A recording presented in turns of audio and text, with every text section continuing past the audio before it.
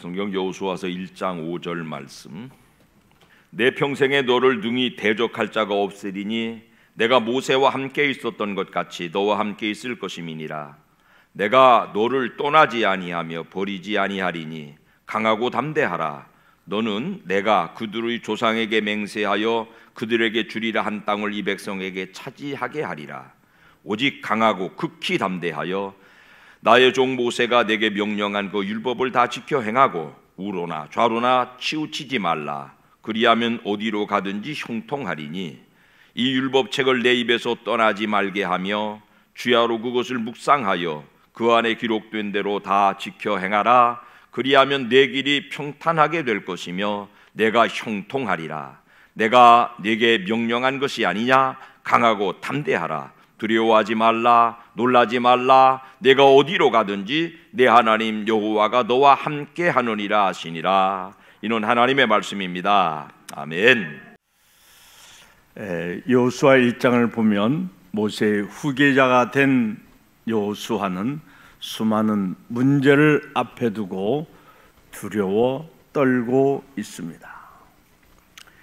200만 백성을 가나안 땅으로 인도해야 하는데 식량과 부식, 노약자와 가축, 호시탐탐 노리는 적군 등 무엇보다도 원망과 불평을 늘 털어놓는 백성들을 어떻게 인도해야 하는가 불안해하고 있습니다. 이때 만군의 여호와 하나님께서 여호수아에게 말씀하시기를, 여기 3절에 너의 발바닥으로 밟는 곳은 내가 너에게 주었다. 과거 완료로 기록되어 있습니다. 4절에 네바논에서부터 대해까지 영토가 되리라. 승리를 약속합니다. 5절에 너를 능히 대적할 자가 없을 것이다. 지금 무서워 벌벌 떨고 있는 여호수아에게 만군의 하나님께서 약속하고 있습니다. 또 승리의 날까지 너와 함께 있을 것이며 너를 떠나지 않겠다고 동행도 약속하셨습니다. 그리고 6절로 9절에 강하고 담대하라, 강하고 담대하라 3번이나 반복해서 말씀하십니다. 그리고 중요한 말씀이 이 8절에 기록되어 있는데요, 우리 같이 한 목소리로 읽도록 하겠습니다. 이 율법책을 내 입에서 떠나지 말게 하며 주야로 그것을 묵상하여 그 안에 기록된 대로 다 지켜 행하라. 그리하면 내 길이 평탄하게 될 것이며 내가 형통하리라. 다른 번역 성경을 보니까 성공하리라, 승리를 약속하고 있습니다. 이후 여호수아가 약속의 말씀을 붙잡고 나아갈 때 3장에 보니까 요단강을 육지처럼 건넜고요, 6장에서는 여리고성을 무너뜨렸으며 10장에서는 태양과 달을 멈추게 하는 수많은 문제들을, 상상할 수 없었던 불가능했던 모든 문제들을 다 해결하는 것을 볼 수가 있습니다. 두 번째로 쉬지 않고 기도할 때 문제 해결로 인도하십니다. 시편에 다윗의 시가 73편이 있어요. 그런데 다윗이 기도라는 단어를 사용한 그 단어가 73번 기록되어 있더라고요. 다윗의 그 기도를 보면서 저는 한 3가지 특징을 보는데, 첫째는 부르짖는 기도예요. 다윗은 늘 부르짖기 기도했어요. 주여 내게 은혜를 베푸소서. 내가 종일 주께 부르짖나이다. 주여 내게 은혜를 베푸소서. 내가 종일 주께 부르짖나이다. 조지 밀러는 10,000명이 넘는 고아들을 돌보면서 필요할 때마다 사람에게 도움을 구하지 않고 부르짖습니다. 현시가로 1300억 상당의 물질을 공급받았고 5만 번의 기도 응답을 받았습니다. 문제가 있을 때마다 사람에게 도움받는 것은 정말 너무 아쉬워요. 눈금만큼에 찔끔해. 그러나 하나님께서 채우실 땐 넉넉하게 채워줄 줄 믿으시기 바랍니다. 우리는 합심 기도가 필요한 시기입니다. 사도행전 12장 5절에 베드로가 감옥에 있을 때 교회가 합심으로 기도할 때 석방되어지는 것을 볼 수가 있습니다. 에스더서 4장을 보면 유대 민족이 위기에 처해 있을 때 에스더는 유대 민족으로 하여금 합심으로 기도하게 합니다. 그리고 죽으면 죽으려 하고 왕 앞에 나아갑니다. 또한 금식 기도가 필요한 때입니다. 이사야서 58장 6절에 내가 기뻐하는 금식은 흉악의 결박을 풀어주며 멍에의 줄을 끌어주며 압제 당한 자를 자유하게 하며 모든 멍에를 꺾는 것이 아니겠느냐 그랬습니다. 마태복음 7장에 보면 한 아버지가 아이를 제자들에게 데리고 왔어요. 불에도 자주 넘어지고 물에도 자주 넘어지는 간질 환자였어요. 근데 제자들이 붙들고 간절히 기도해도 귀신이 떠나질 않아요. 네, 그때 예수님 마침 오셔서 이제 기도 한번 하니까 그 귀신이 나가고 치료가 되어졌어요. 이제 한적한 시간에, 조용한 시간에 제자들이 예수님께 여쭙습니다. 예수님, 왜 우리는 기도를 아무리 힘써 해도 귀신이 안 떠납니까? 그랬더니 주님께서 하신 말씀이 마태복음 17장 21절입니다. 기도와 금식 외에는 이런 유가 나갈 수가 없다. 금식 기도가 굉장히 중요하고 필요한 시기입니다. 우리가 60년대부터 80년대까지는 참 한국교회가 성도들이 금식 기도를 많이 했는데 요즘들은 이제 맛집이 너무 많아서 그런지 금식을 하지 못하고 있습니다. 근데 금식을 못하면 굼식이라도 하시길 바랍니다. 따라서 합시다. 금식을 못하면 굼식이라도 하자.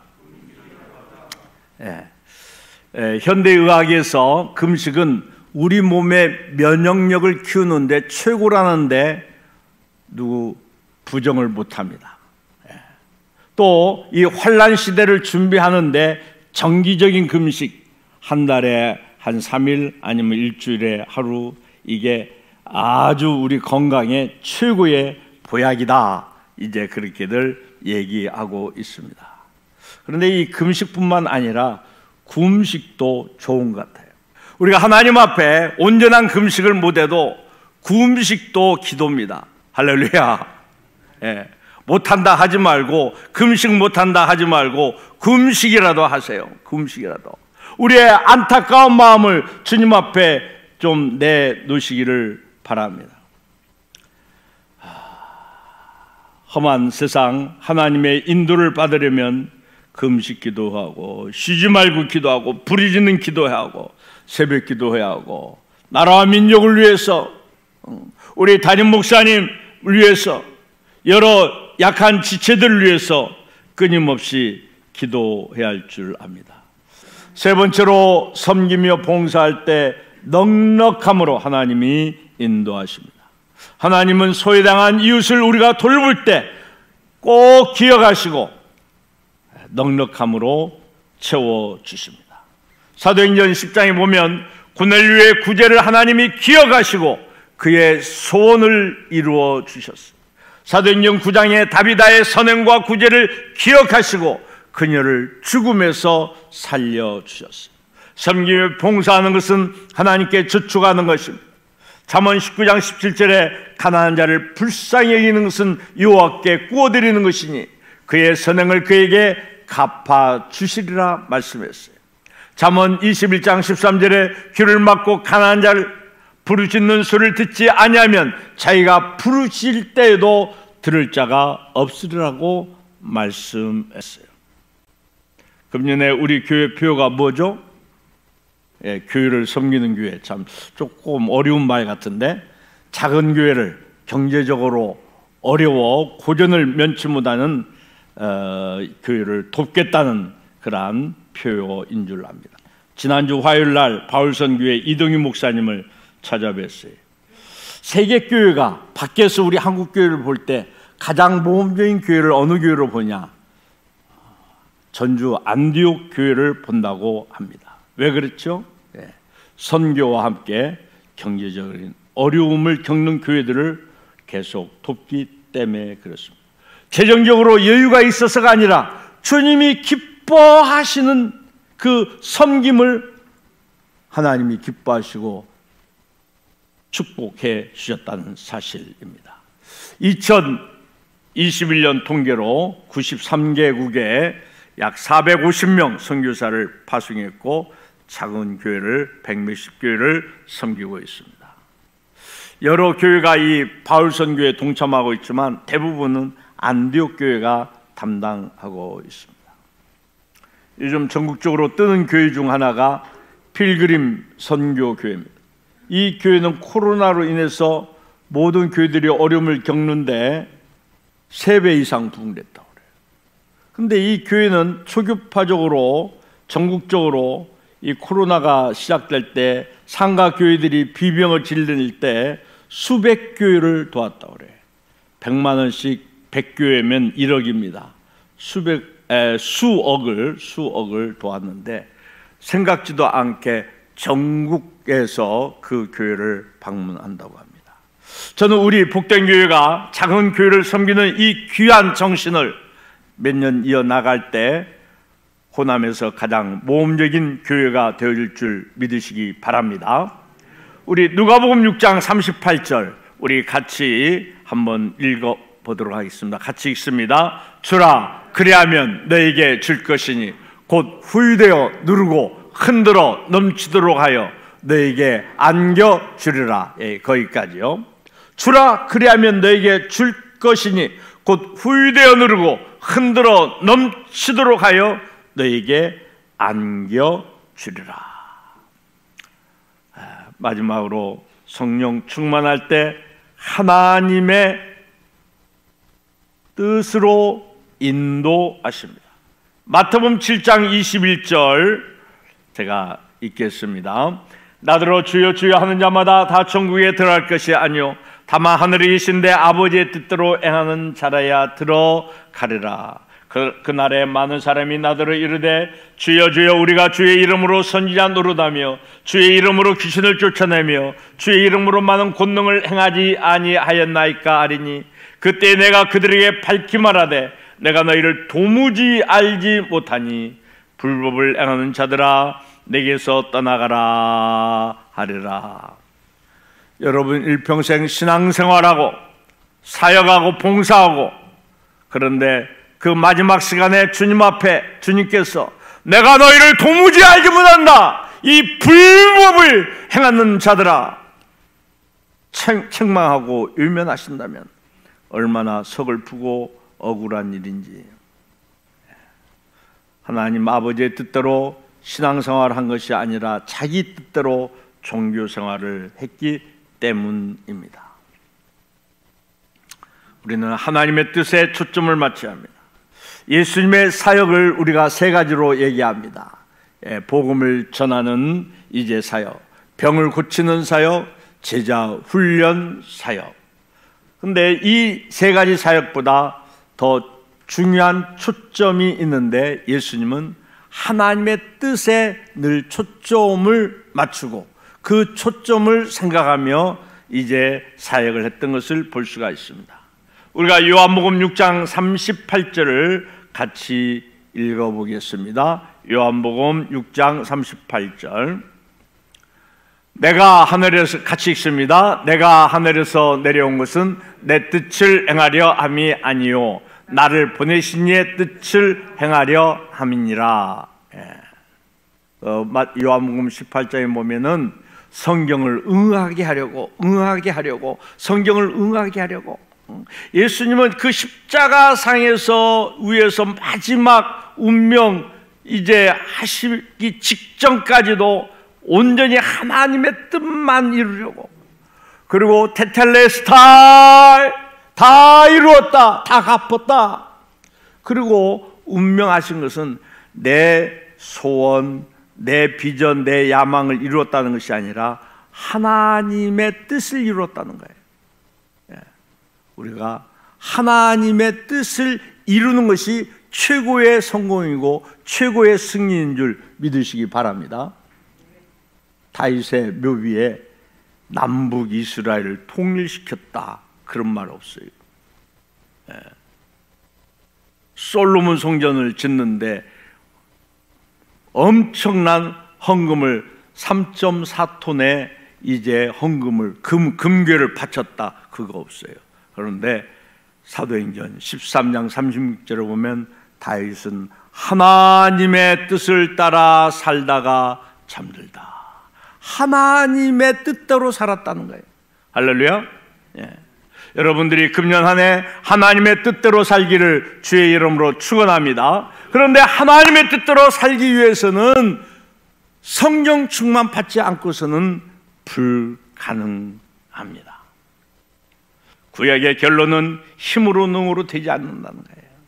오직 성령의 충만을 받아야 주님의 뜻대로 살 수 있다는 거예요. 어떻게 성령 충만을 받을 수 있을까요? 사도행전 2장 37절로 39절을 같이 읽도록 하겠습니다. 같이 읽습니다. 그들이 이 말을 듣고 마음에 찔려 베드로와 다른 사도들에게 물어 이르되, 형제들아, 우리가 어찌할꼬 하거늘? 베드로가 이르되, 너희가 회개하여 각각 예수 그리스도의 이름으로 세례를 받고 죄 사함을 받으라. 그리하면 성령의 선물을 받으리니 이 약속은 너희와 너희 자녀와 모든 먼데 사람 곧 주 우리 하나님이 얼마든지 부르시는 자들에게 하신 것이라. 베드로가 달라진 그 모습, 예수를 모른다고 3번이나 부인하던, 그런데 또한 담대하게, 그리고 구약을 인용해서 설교하는데 다 뿅 갔어요. 어떻게 당신이 그렇게 변할 수 있어? 우리도 당신이 받은 그 성령 충만 받고 싶은데 어찌할꼬 사모하며, 베드로가 회개하고 죄사함을 받으라. 그러면 누구든지 어떤 죄인이든지 회개하고 죄사함을 받으면 선물로 받는다. 우리가 구원받고 죄사함 받고 성령 받는 것은 믿음으로, 은혜로, 선물로 받는 줄 믿으시기 바랍니다. 그러므로 이 시간 말씀을 들으면서 나는 이 죄인을 불쌍히 해주시고 용서하시고 성령으로 충만케 하여 주옵소서, 여러분들이 간절히 사모할 때 성령께서 임하실 줄 믿으시기 바랍니다. 1907년 평양 장대인교회 신년대 사경회가 열렸어요. 그 당시 신학교를 다니던 길선주 장로님께서 설교를 하는데 열심히 설교를 하는데도 반응이 없어요. 그러면서 왜 그럴까? 설교를 하면서 통성기도를 시키고 왜 이렇게 성령께서 임하지 않는가? 근데 자기 죄가 생각이 났어요. 그는 성도들 앞에 나는 나강 같은 사람입니다. 이 죄를 용서해 주세요. 하나님 은혜 베풀어 주세요. 간절히 기도할 때 성령께서 그 자리에 임했어요. 그래서 간음했던 여자 성도가 공개적으로 회개를 합니다. 그때 이제 옆에 있던 남편이 어떻게 될까 모두가 마음 졸이고 있는데, 남편이 그 아내를 안으면서 내가 그동안 사랑하지 못하고 가정에 충실하지 못했던 것을 또 회개를 합니다. 그 자리에 강도가 이제 회개를 합니다. 그 강도를 쫓아왔던 일본 경찰이 놀래가지고 나도 예수를 믿겠습니다. 그 자리에서 예수를 영접했어요. 그리고 이제 구경 왔던 사찰에 머리를 깎은 그분이 예수를 믿겠다고 무릎을 꿇었어요. 이 기록에 다 나와 있는 사실입니다. 이명직 목사님이 1921년 이제 그는 성령 체험을 한 것을 24년도에 활천에 이렇게 고백하고 있습니다.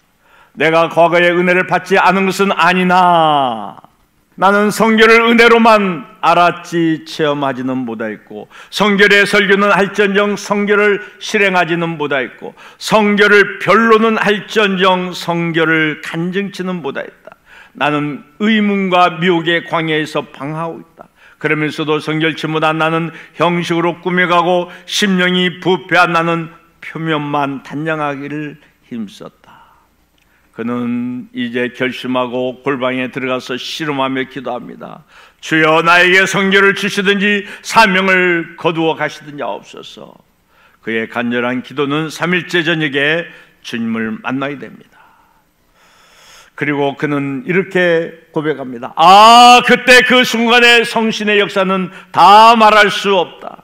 나는 그때 성신이 충만하게 되었다. 새 능력에 보이되었다. 이것은 내가 세상에 태어난 후 처음 체험하는 영적인 경험이다. 한참 동안 울고 웃다가 혼자서 춤추고 술 취한 사람과 미친 사람처럼 행동하였다. 내 속에서는 뜨거운 불길이 치밀었다. 기록하고 있습니다. 다음 날 그는 신학교에 가서 학생들에게 이제 자신이 성령 체험을 한 것을 이제 간증합니다. 그때 성신이 그 자리에 임해서 질그릇이 깨지는 소리, 신음하는 소리, 통곡한 소리로 이제 학교의 수업이 전면 중단되었고 학생들이 금식하며 기도회가 열려지게 되었어요. 그때까지 이제 수많은 학생들이 이제 도둑질한 것, 간음한 것까지 이제 잡아가게 되었고, 어떤 날은 회개의 편지가 학원에서 200통이나 발송되었으며 나의 평생에 처음 경험하는 진정한 부흥이었다라고 우리 교단의 사부이신 이명직 목사님의 성령 세례 사건을 이제 얘기하고 있습니다. 존귀하신 성도 여러분, 우리는 성령 충만을 사모해야 합니다. 성령 충만하면 우리 인생길을 주님께서 승리롭게 인도하십니다.